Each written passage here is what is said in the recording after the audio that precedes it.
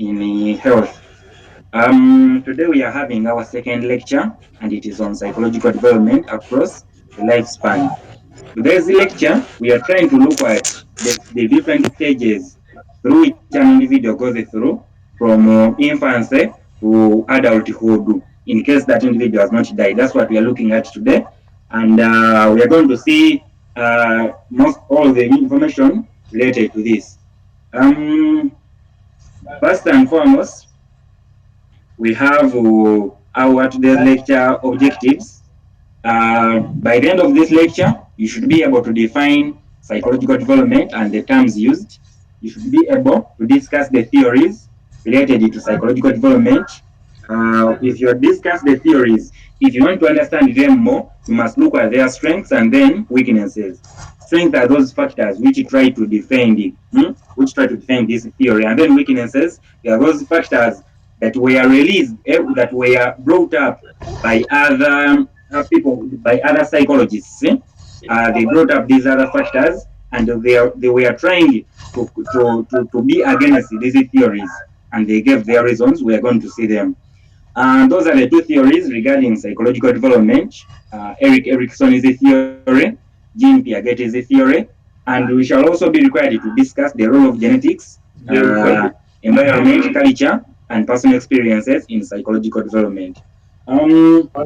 Okay, if we try to carry on, the terms we use here in psychological development, we have psychological development itself. It's a lifelong process of growth and change in an individual's cognitive, emotional, social, and behavioral aspects. In psychological development, we try to look at how an individual develops in their cognition. Cognition we refer to thinking, thinking, perception. Those are some of the factors we refer to when we talk about cognition. Emotions, social, and then behavior. Cognitive development is also a term we use in psychological development. This refers to the progression of thinking, problem solving, learning abilities across the lifespan. When a child, initially they cannot think very well, but as they develop, these are stages we also pass it through. As you develop from childhood, your thinking capacity increases, your problem solving capacity increases. When we get another term, moral development, the progression of understanding and internalizing moral principles and values. Yes, this now depends on the cultures. We are going to see the influence of culture. Culture influences a lot on moral development. The society through which you have developed. What are the things that have been around you? Which language is spoken? How do you acquire language? We are going to see how culture influences moral development. Then we have social learning as a term. The process of acquiring behavior and beliefs through observation, imitation, and interaction. How did you learn how to walk? How you learned how to speak? You chose a language to speak. You didn't choose it by yourself, but because the interaction you had with your family members, observation, and all other aspects include the social learning. Then when we go to autonomy, as a term used in psychological development, autonomy refers to the development of sense of independence and self-control. As a child, initially they don't have that sense of independence, whether they can control themselves. They just have to report everything to their parents that I want to do this. Sometimes they don't even report. In other words, they just show signs. And then the parent sees that my child wants to susu, maybe. That's autonomy now. So as time goes on, once the child feels like susu, he or she just goes and susu by themselves. Attachment, as a term used. Attachment is that emotional bond formed between individuals, and it often refers to the connection between their caregivers and infants. Attachment of a child to their mother. Those people who spend a long period of time with them children tend to get attached to such people. Lifespan, what do we mean by lifespan? Lifespan, we have different stages whereby we have infancy, childhood, adolescence. We can see those stages. And infancy from birth to 2 years, that's an infant. Childhood, 2 years to 10 years. Adolescence, we can see 10 to 20 years. Early adulthood, that is 20 to 40. middle age 40 to 65, and then older age when they are 65 years and beyond. Of course, one of us on this call or one of us who is going to watch this lecture, he falls in one of these categories. Yes? Yeah, and that is what we call lifespan.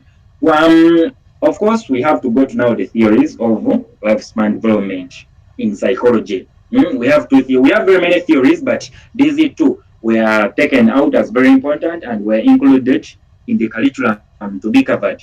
Erikson's theory, and then Piaget's theory. To start with, we have Erikson's theory. Erikson was a German-American psychologist and psychoanalyst and is known for his significant contribution to the study of human development. He wrote books regarding early childhood development, and he wrote other books regarding adolescent development and then through adulthood. Yes, that's his significant contribution. Erikson's theory emphasizes the importance of social interaction and relationships in shaping an individual's development across a lifespan. We are going to see the different stages through which lifespan progresses according to Erikson. Yes. His theory outlines 80 stages of human development, and each of these stages is characterized by a conflict that an individual must resolve for healthy personality development. These stages we have infancy, we have early childhood, preschool, the school age, adolescence, young adulthood, middle adulthood, and then late adulthood. When we go now the summary of these stages, I try to summarize them in a way that they can be easily understood.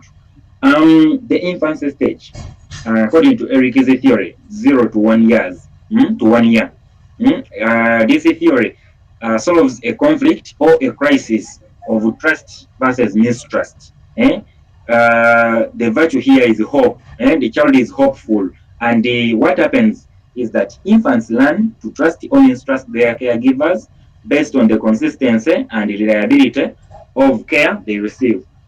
We have all seen in societies that children are more attached to their mothers than fathers. And this is self-explanatory in a way that our children spend a lot of time with their mothers. Even if the mother has gone to work, they go with their children. Though in some societies they don't do that, but generally mothers, when they go to work, where they go with their children, they breastfeed them and other things. Unlike for us men, we don't spend a lot of time with our children. So there, children tend to trust their mothers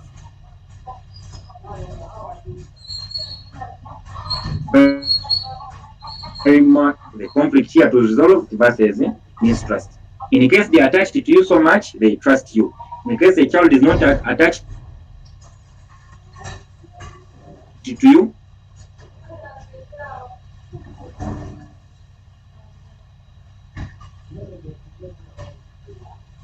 they mistrust you. 1 to 3 years, and develop a sense of autonomy. 1 to 3 years, a child feels like doing maybe so.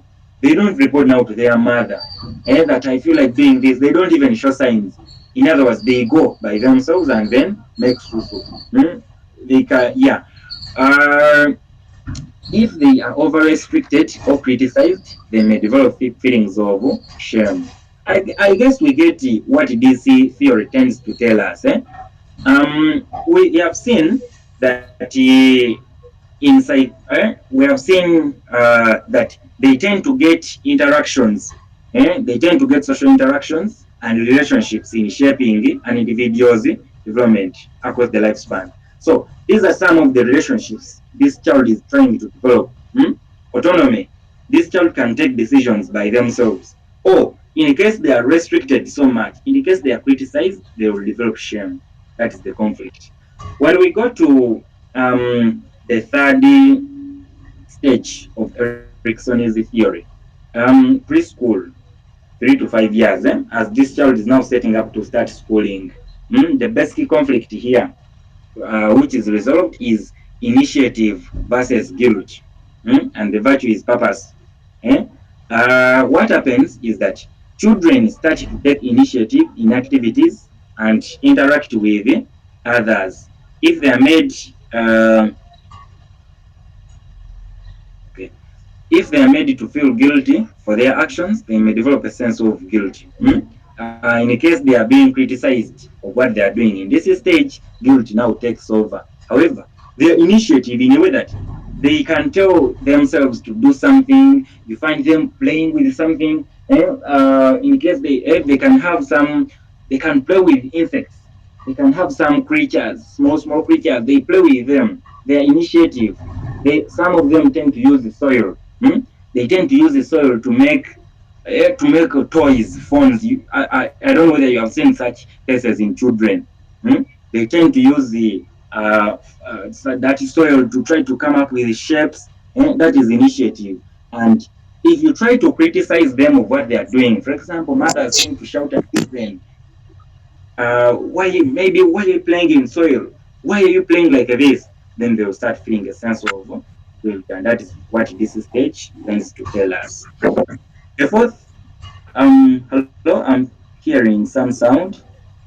Okay, just welcoming people. Okay, as we continue, the school age, 6 to 12 years. The conflict to be resolved here is industry versus inferiority. And the virtue is competency. Children be competent. Eh? What we see here, children focus on developing competency in various skills and tasks. Now they're in the school age, playing football with their fellows, girls playing the rope, skipping the rope, and things of that nature. Feelings of inferiority may arise if they experience repeated failures or negative feedback. For example, anybody would wish to play football. Hmm? But in football, they might experience some of them might be knocked by their fellows or friendly times, and in that case, the child tends to forego football. The child might forego the whole sport, or the child might try other sporting activities. You get it? We girls, they are playing with their fellows. Perhaps dust falls in their eyes. Yes, they tend to be neglected. They tend to be put out of that game. Friends don't play with them very well. They feel inferior. They feel like they're not fitting. Yes, and in that case, inferiority takes over, and the child tends perhaps to leave that game. Yes, uh, I guess it is the point has reached. When we go to the fifth stage, adolescence, between 12 to 18 years. Yes. The basic crisis here, or the conflict resolved, is the identity versus role confusion. What happens is that adolescents explore their identities and try to establish a sense of self. Failures to do so and result in confusion about one's role in society. For example, girls, when they reach adolescence, they tend to start menstruation. Yes. Now, here they tend to identify themselves that I must be clean as a woman, I must be careful. Yes, because menstruation might not produce signs when it is coming. Yes, so unless the girl is careful, that's when they realize that they're actually undergoing menstruation. Yes, they start feelings of weakness. There are some jobs they cannot do in the society. There are some activities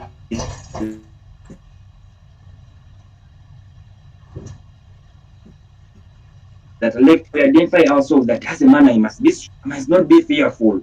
Remember in childhood development, we don't have that feeling, so you don't have that sense of whether I'm fearful or not. But when it comes to adolescent stage, we boys we tend to be we tend to be fearless. We want to show manhood that I'm a man. I cannot just cry anyhow. But a girl once she's knocked, she can cry then and she will not feel perhaps that I'm crying as a woman. No, she will cry. But as a boy, boys will be like, oh no, I cannot cry. I'm a boy. You get it? Yeah. And that's the identity and then role confusion. In case a boy continues to be crying anyhow, it confuses themselves. Biologically, I'm a man, but why do I just cry over anything? Why am I weak? Role confusion. And then the 60th stage, early adulthood, 19 to 40 years. That is intimacy versus isolation. Intimacy. Now, these early adults, the youth, they tended to be attached to fellows. Love. That's the virtue in this stage. Attachment, love, that is special attachment. Yes, they tend to be attached to fellows, to a woman. You get it, and they tend to love them. Even if it's not in these relationships, we have love to favorite songs. Youth in this age tend to identify favorite songs. They want to listen to them all the time. They want to be singing that song. Yes, teams, sports teams, boys tend to support clubs, football clubs. They tend to have that attachment. Yes, and this stage tells us that adolescents explore their identities and try to establish a sense of self. Yeah, we have seen that. And then failure to do so will result in confusion about one's role in the society. And such confusion will lead to isolation. They tend to isolate themselves from others once they fail to have that such intimate relationships. Okay. Uh, okay. Middle adulthood as the seventh stage. We have, I think something was skipped here. Just in a minute.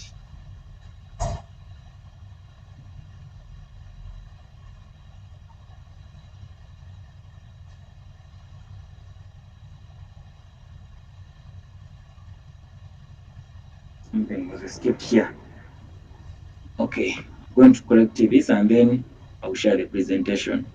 So for now, let me explain it and then we understand it very well.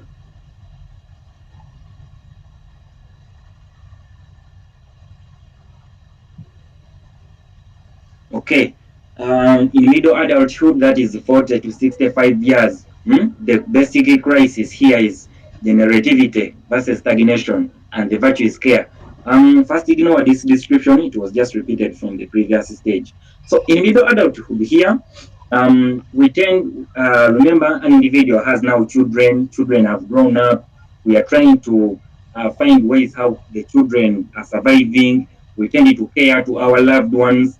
This is what happens now in middle adulthood. Generativity and versus stagnation. In case you fail to generate, you fail to do something for your people, for the people around your home. Yes, you tend to feel guilty. You tend to feel, hey, I'm not a man. Why am I? Hey, why is it that it's my woman who is providing for the family and other things are occurring in middle adulthood? Then late adulthood. This is beyond 65 years. And the basic crisis here is the integrity versus despair. And the virtue here, the theme is wisdom. Now in this age, we expect an individual to have retired from work, and they actually being, we go to them in search for wisdom. We go to them when we are seeking for knowledge, when we are seeking for advice. Yes, and here we are saying that older adults reflect on their lives and accomplishments. What have I done? Have I done something? Yes, yeah. Those who feel satisfied with their life experiences tend to develop a sense of integrity. I think that one is understandable that, yeah, I've done something. Now I can rest from work, I can stay at my home, things of that nature. And those who have regrets may experience despair. They feel desperate. I've not done anything. I've not made it in life. My kids have not attended perhaps the best schools. You get it, eh? Yeah, and things of that nature. So those are the 80 stages of Erickson's theory of psychological development. So when we continue to the strengths, what are some of the things that Erickson's theory stands on? You see, this theory has a holistic approach, considers interaction between biological, psychological, and social factors. Yes, that's what we mean by holistic approach. You see, the biological factors, the psychological, and then social factors. If you attended yesterday's lecture, we saw all of these and their contribution to psychological development, or their contributions to psychology. Yes. Now, Erickson's theory combines all of these aspects to explain psychological development, and that stands as a strength for this theory. Another strength is that the theory gives a lifespan perspective and emphasizes development as a lifelong process. This means that Erickson's theory talks about psychological development across a lifespan. Yes, it says that psychological development occurs all through the lifespan. We get it, eh? Yes. Another strength is that it integrates social and emotional aspects, cognition, and then behavior. Yes, our culture, our day-to-day activities, and then integrating the day-to-day activities, including the way we think, the way our feelings change. You get it? Eh? So that integration is a strength for Erickson's theory. Generativity. One stage contributes to the next stage. That is, childhood provides an insight on aspects of adulthood. That's the strength of Erickson's theory. This means that preschool and then school stage, we have seen those two stages. You find out that Erickson, what he says happens in preschool, it is continuous with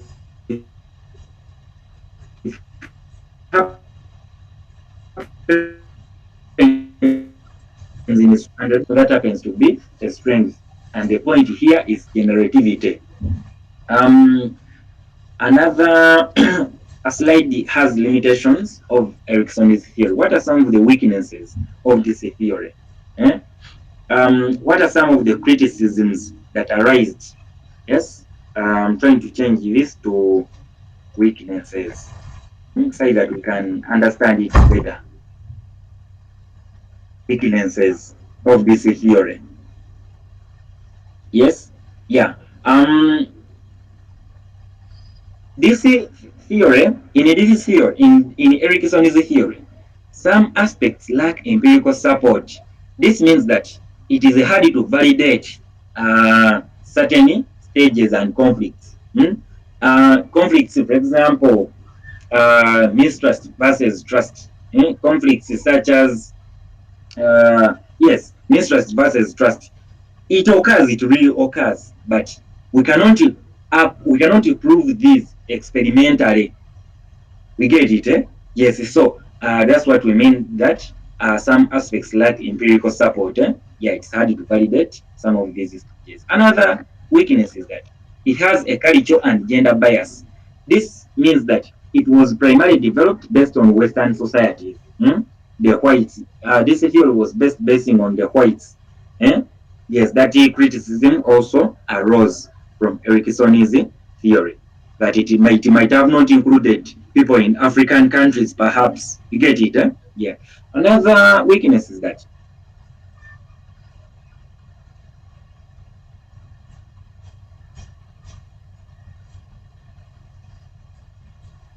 ages at which individuals progress. For example, we have been having age ranges. Yes, age ranges 12 to 18 years, 3 to 5 years, 6 to 12 years. You see, beyond 65 years. So this theory does not tell you that at 6 years, this happens. At 7 years, this happens. At 8 years, you get it. Eh?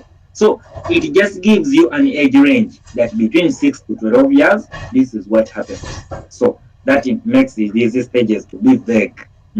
Perhaps if we had made it in a way of at this age this happens, then maybe it would be clear. That criticism also arose on this theory. Another weakness, inflexibility in development pathways. Individuals may navigate these stages in different stages or revisit earlier conflicts. This means that some of the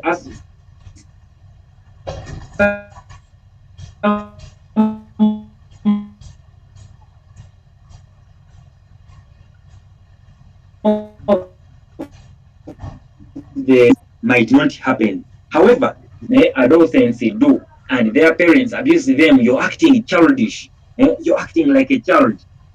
Look at the games you're playing. Look at the types of movies you're watching.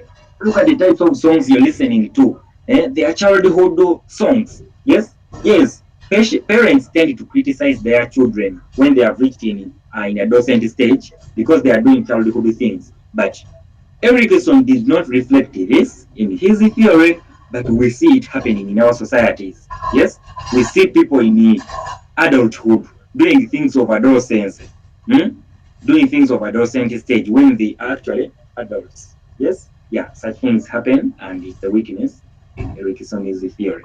Um, we now go to Piaget's theory. Piaget was from Switzerland, so he's a Swiss. He was a psychologist and a psychoanalyst, and he was well known for his theory of cognitive development. He talked about cognition. It outlines the stages of intellectual growth in children. So, according to Piaget, children progress through four main stages of cognitive development. These stages include sensory motor, pre-operational, concrete operational, and formal operational stages. So, by understanding these stages of cognitive development, educators can tailor their teaching methods to suit the cognitive abilities of their children at different stages. So, that last point is a significance of Piaget's cognitive theory. The significance. Okay, these stages now. First, the sensory motor stage. This stage occurs from birth to around 2 years of age. So during this period, infants learn about the world through their senses and actions. They develop object permanence, the understanding that objects continue to exist even when they are out of sight. This means that, you see, as a child is developing, they see a lot of things. They see a lot of people, but they see them at that very moment. And according to Piaget, that a child would think that what I no longer see does no longer exist. You get it? Um, Now, as they progress from birth to 2 years, they tend to develop such a perception in mind that even if I no longer see this at this moment, it actually continues to exist, and by chance I can see it again. You get it? Eh? The people around home, the brothers and sisters. Yes, as a child is developing, he or she sees them. Yes, but the child's mind might say that if I no longer see this person might have disappeared.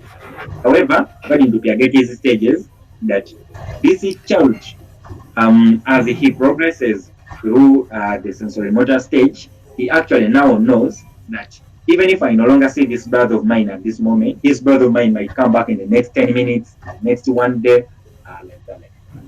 Then the pre-operational stage. This stage runs from 2 to 7 years old, and here children enter the pre-operational stage. Yes, in this stage, children. Sorry, are we on? Hello? Yes. Okay, okay. Florence, you're welcome. You have not been on. Okay, okay. Yeah, we are saying that the pre-operational stage, which that is 2 to 7 years, in this stage, children start to use language and symbols to represent objects, yeah, and ideas. For example, coming, the child, uh, if I can just be trying to demonstrate for you something, eh, children, when we use this sign, we do like this, we mean that you come. You get it? So this child has not yet adopted the language very well, but if you use the sign that come, like that, oh, go, you do something like that. They change it to, so this is the pre-operational stage whereby they have not yet adopted the language, but they can actually understand the symbols, yes, and any other sign language. However, they have started using the language. You want to tell the child that this is bad, you will just say be something of that nature. You don't tell the child that this is actually bad, but you just make that sound be, go to mean that please go. We get it. So they are just trying to adapt the language and then the symbols. I'll close my video so that we can save the bundles. Then as we continue, the concrete operational stage. This stage is between 7 and 11 years. Children enter the concrete operational stage, and in this stage, children become more adept to using logic and reasoning to solve problems. They can understand conservation, that idea that quantity remains the same even if the appearance changes, and can think more logically about concrete events. In other words, you can discuss, you can have now a discussion with your child at this stage, and the child tends now to understand what you're telling them. You get it? Eh? The child now tends to understand what you're telling them. They can give you feedback. Where are you going? I'm going to Susu. Where are you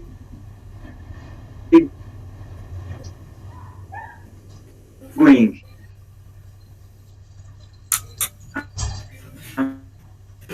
I'm going to take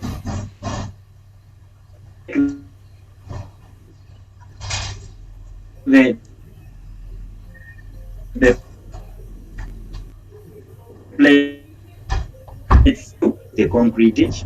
People hypothetical questions. For example, now the child knows that uh, if I do this, this will happen, and if it happens, it will hurt me in this and the other way. In the previous stage, it's you now to tell your child that this is bad, don't do it. You get it? Eh? But in this formal operational stage, the child can know, even without an adult telling them, the child knows that this is bad. If I do it, I'm going to lose in this and this way.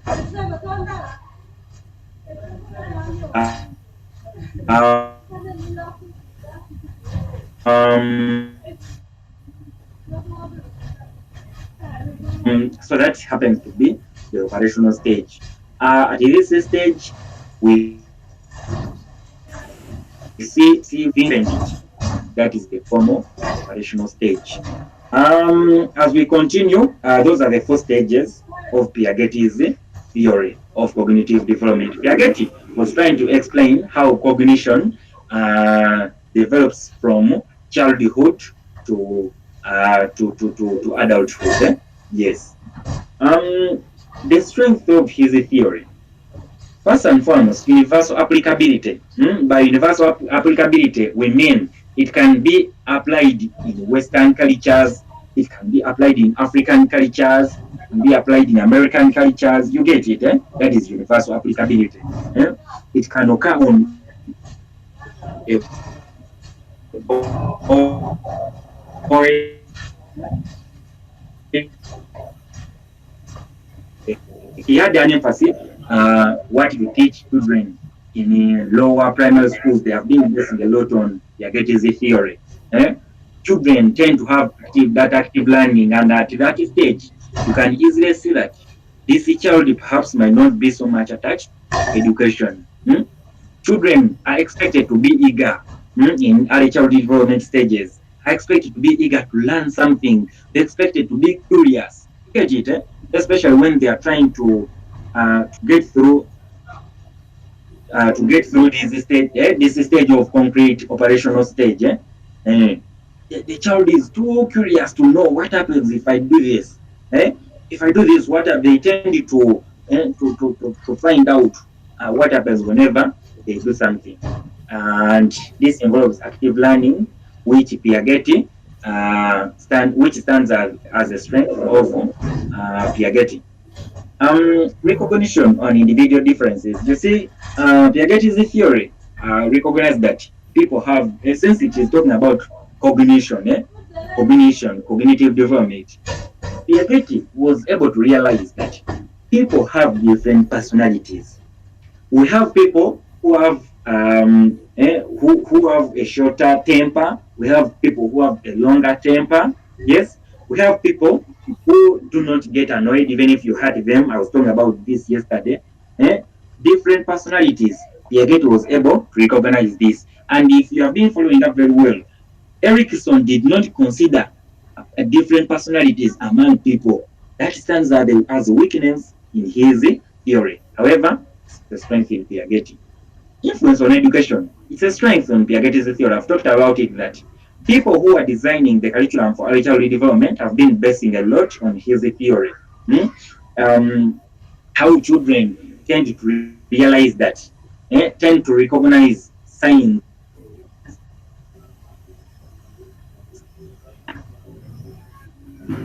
and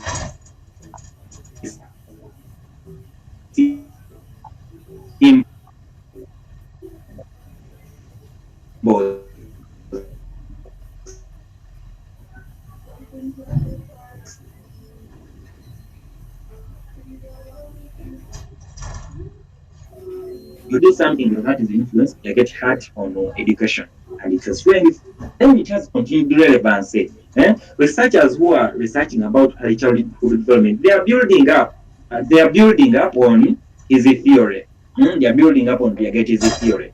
And that is it. See? That's what we mean by continued relevancy. Okay. Weaknesses of Piaget's theory. First and foremost, underestimation of children's abilities.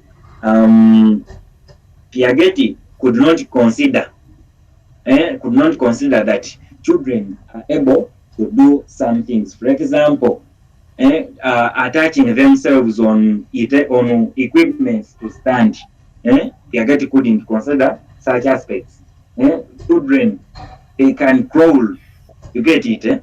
Yes, they can tell. They can look at something and then you know that I need to play with that.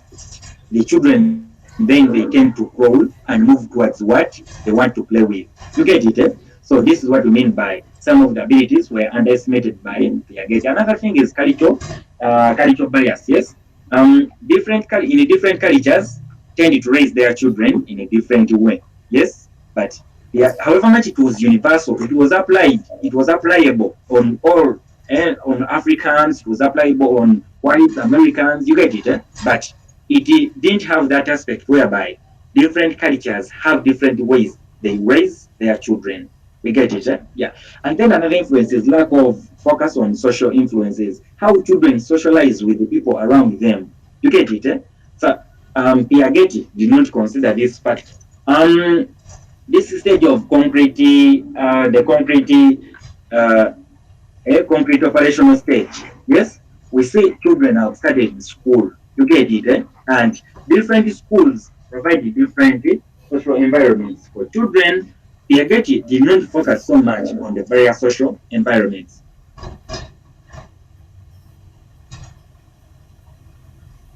To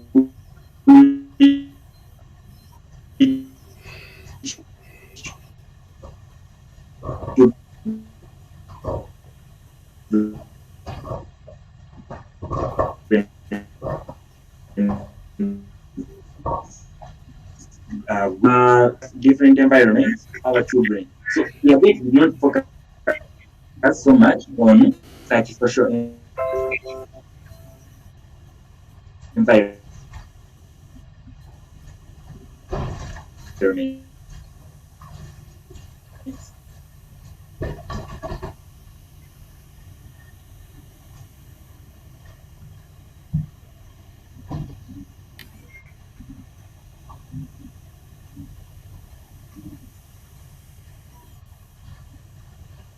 We have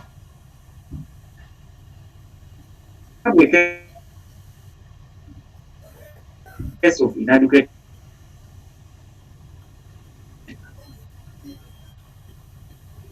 on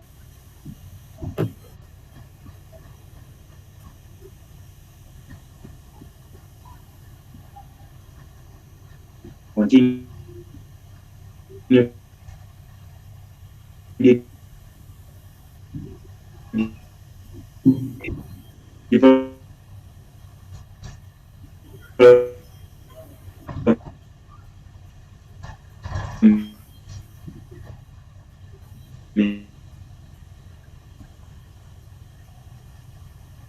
development from that child will. I think my network had been lost. Yes. Had we okay. So now I will proceed to the next slide. And that is the role of genetics in psychological development. You see, we have seen the two theories. Those two, there are very many theories, but scientists selected and chose out these two theories because a few criticisms were arising on them, and they saw their significance first in early childhood development, and secondly in adulthood, in understanding adulthood and then understanding older age. That's why these two were selected out. Next, we have gone to genetics. Hmm? Genetics, hereditary. How does it influence psychological development?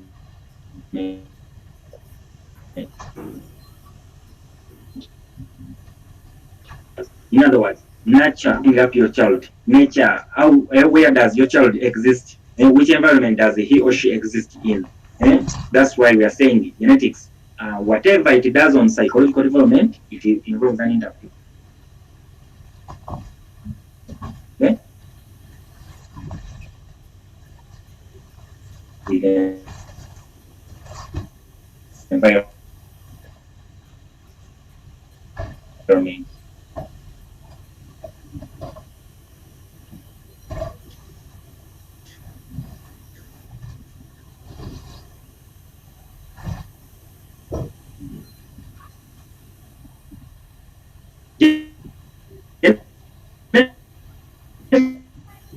Key factors. I'm not getting you, sir. I don't know, maybe network or what. To the heritage and social good changes. Men, they are going to marry women. Do you get me now? A bit, yeah. A bit, eh? Mm. Okay. What I was saying is that genetic factors, we have seen that children tend to inherit these traits from their parents. Intelligence, behavioral changes. Some people be like, I cannot marry a wife from this clan. The same members of that clan behave like this. You get it, eh? Yeah. And there, it influences psychological development. We are trying to get the factors, the genetic factors which can influence psychological development. Social attitudes, yes, social attitudes. The child is very tough. You see, a child is fighting right from childhood. Is fighting so roughly. You get it, eh? Yeah. In addition, genetics also influences susceptibility to mental health disorders. You see, uh, disorders, for example, schizophrenia. We talked about this. Some children, tend to have a different attachment from the environment. What I mean, a child comes to you and he says, I can see someone standing in the corner. He's putting on white clothing. I can hear sounds in my head. They are telling me to run away. I don't know whether you have met some people. I feel my body as if some things are moving around me. Such conditions are called hallucinations. They are called the hallucinations. Yes, audio hallucinations are those sounds that the children tend to hear. Visual hallucinations. A child tells you, I'm seeing something, but when he takes you where he is seeing it, for you can't see it. Yes. So hallucinations are an indication of schizophrenia. And if it progresses, it will become a bit tough, and the child will develop mental disorders. Now, these mental disorders, an example of schizophrenia that we have given, can be inherited. We get it, eh? They can be inherited. Most times at the hospital, you'll be receiving a child with such conditions, and their caretakers will tell you that this has ever happened once in one of our family members. You get it, eh? There now you just get the relationship that this is now a family disease. This is now inherited. You get it, eh? That is an influence of genetics. Other conditions like bipolar, whereby they have mood swings. They over get excited. They get excited and again they cool down. They get excited and then they cool down. That is the bipolar disorder. Bi to mean two. Yes, excitement and then a depressive state. The excited state is called the mania. I don't know whether you're trying to note some of these things. By the way, you must be attentive, and in case you have a chance, you will rewatch this. video, this lesson, such that you try to get my descriptions. Yes, I've said that bipolar is a mental condition associated with two situations, including mania and depression. Mania is the excitement episode, and then depression is a depressed episode, I should say. Like it's that episode whereby the mood has then gone low. You get it, eh? Yeah, that is bipolar disorder. And then in depression, I've talked about it. Anxiety, fearful, existing in fear. I feel like I might die tomorrow. You get it, eh? Yes, I've told you must be noting some of these things. When that period of assessment comes, I might ask some of these things because this is the significance of studying psychology in health sciences. I know we have our nurses here. Yes. Okay. We have said that most of these ones can be inherited. You get it? Bipolar disorders, depression, they can be inherited. Okay. Proceeding to the next slide. The role of the environment in psychological development.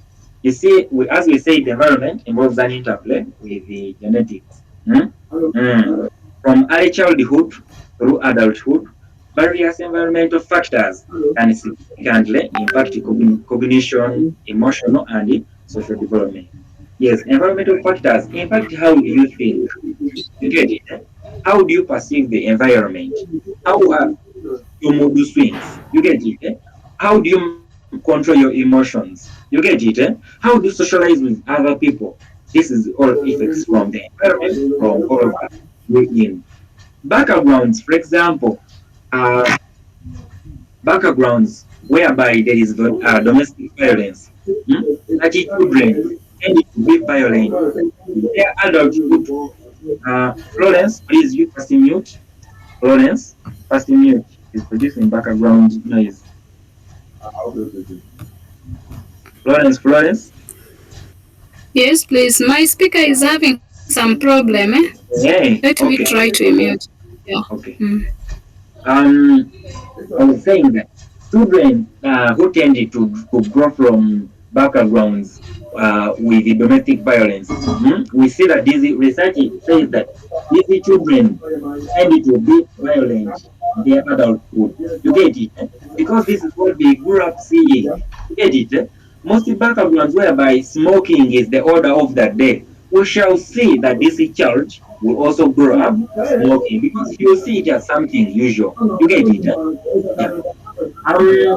Yes, some of the environmental factors include family dynamics, socio-economic status, cultural influences, education, peer relationship, and then community resources. See, community from which your child is growing, it also influences a lot on what your child will be in the future. Children who grow away from Florence. Okay. Children who grow up from supportive and then nurturing families, these tend to develop secure attachment and they tend to believe in themselves. Even when you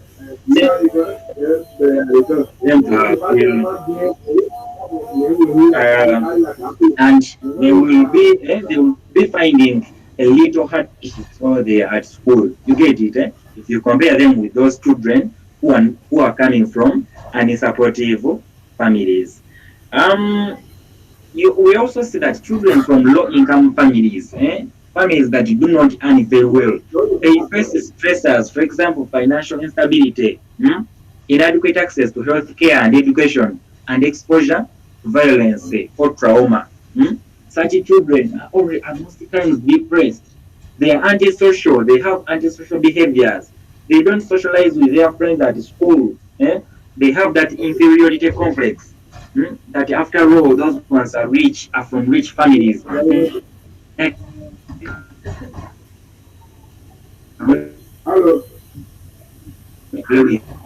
Huh? Them.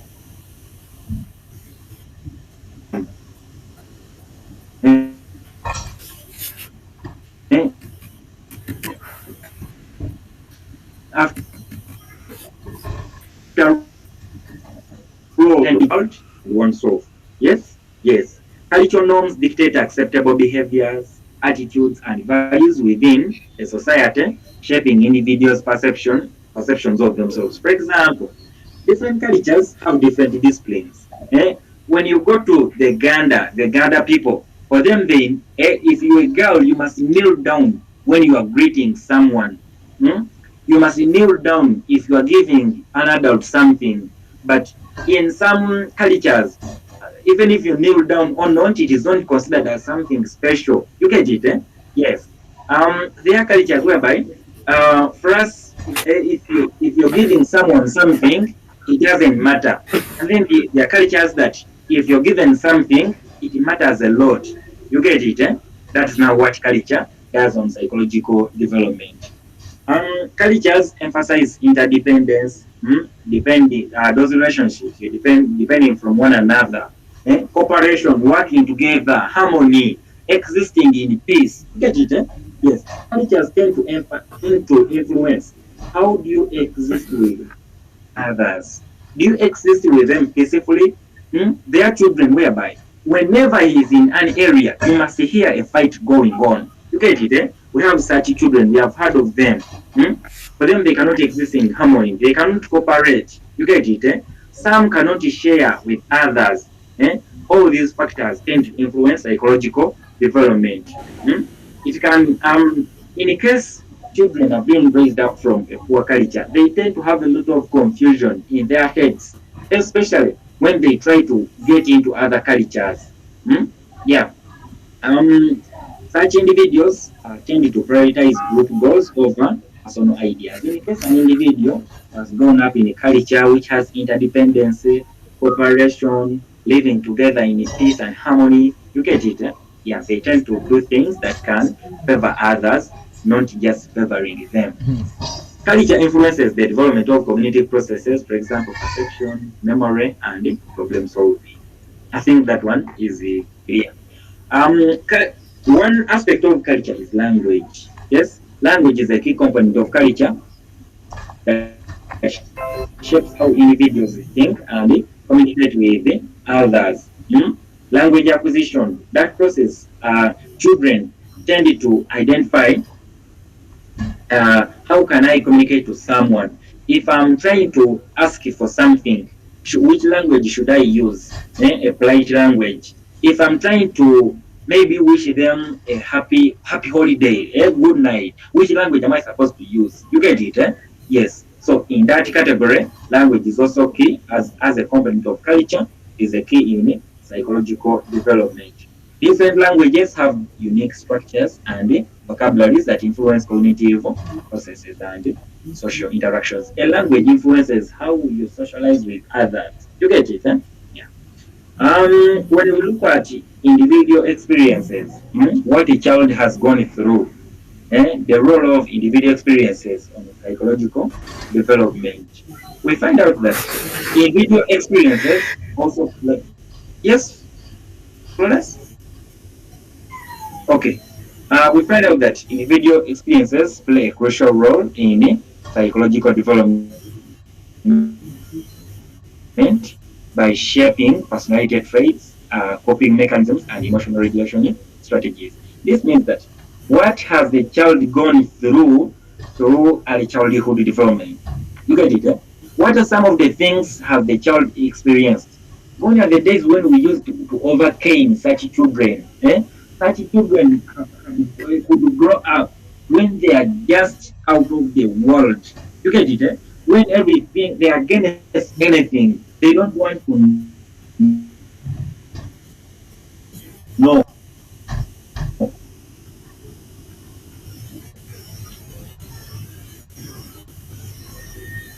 Eh?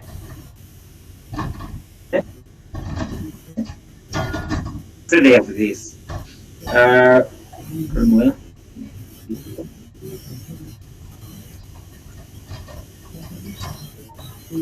okay. You find out that traumatic experiences, for example, abuse, neglect, loss can have long-lasting effects on an individual's mental health and well-being. Yes. these traumatic experiences, the child is over abused. You get it? This can even cause mental abnormalities within their psychology. You get it? Yeah, they can easily get psychological disorders. Most times, you will receive cases at your health facility, and you will have to ask their caretakers on how this child was brought up. You must try to find out their development history. Try to ask, is this child born to parents who are drunkard? You get it? Try to find out, is this child born to parents who are over abusive? Could their parents try to over quarrel all the time? You get it? You will try to ask, try to assess on how this child was brought up, on which environment did this child grow from. You get it? That is a must, because the patient has been brought to your facility and you want you want to solve. However, you cannot solve their problem unless you have known where it came from. For example, you will receive cases at your facility, and an individual was a drunkard. He was drinking a lot of alcohol, but he later withdrew from the alcohol. There is an effect which occurs on them psychologically. This effect is called alcohol withdrawal syndrome. Alcohol withdrawal syndrome. This effect tends to cause hallucinations. I talked about hallucinations. It tends to cause hallucinations among these people who are trying to withdraw from alcohol. Now, if such an individual comes to you and it tells you that I've been seeing people putting on white coats coming towards me,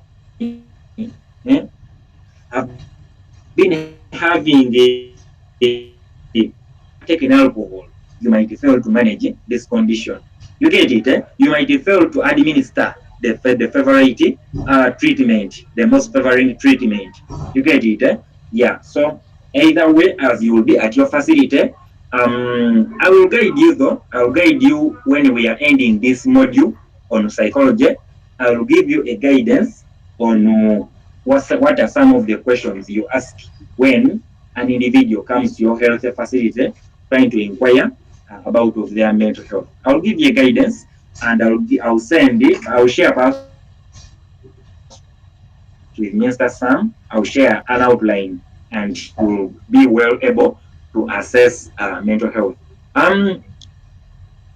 Still on experiences, positive experiences such as supportive relationships, academic achievements, or personal growth can enhance resilience and foster psychological growth. For example, if a child has been successful in education right from their childhood, they graduate in nursery, and they go to primary school, which can also cause certain psychological growth. I guess we are together, we are still moving together as I tend to conclude this lecture. In conclusion, psychological development in a lifespan is a complex and dynamic process, and it is influenced by biological, psychological, social, and cultural factors. You must understand the patterns of development across different life stages so that you can provide valuable insights into human behavior and mental health. That is a conclusion. Meaning, as health workers, as nurses, as midwives, as public health officers, you must have that insight. You get it? You must have that insight on how children develop psychologically. You get it? Such that insight gives you the prior understanding of mental health. We shall be working in the communities. Yes, there's what we call public health and nursing, whereby nurses you'll be sent in communities. You try to perform community health assessments, and you try to perform community diagnosis. You try to diagnose communities, and you find out whether they have general problems. You will be assigned to go and find out what caused this general problem in this community. You get it, eh? Yeah. So such cases will happen, and you need this prior understanding of psychological development. Otherwise, this marks the end of my discussion with you, and I welcome any question that you might have had. On your screen, these were the lecture objectives. I guess now, the lecture now that is ending, we can really define psychological development. We can discuss the two theories, and we can discuss the role of these factors on psychological development. Any question perhaps or a suggestion, hmm, is welcome, such that we can see how we can help each other in this module. Anyone, or you can also say that it has been okay and we meet tomorrow. You can also say it's I just want to get a feedback.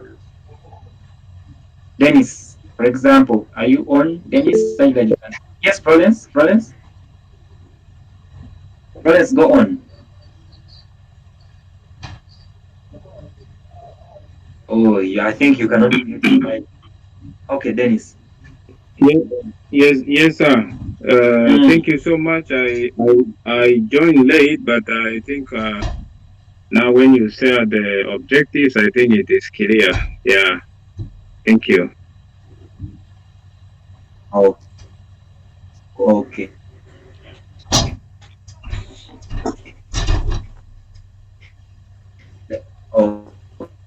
Okay,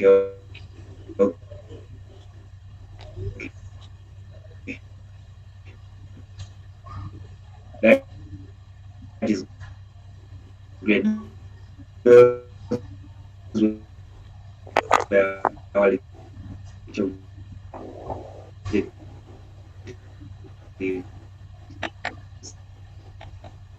Okay, lecture module. We have told you that most of you have begun developing your research proposals. Uh, Perhaps when we start tomorrow, by the end of this week, anyone with a research proposal, you can share with me and I will advise. Yes, yeah, I'm a researcher, so I cannot just use your work anyhow. I will otherwise advise.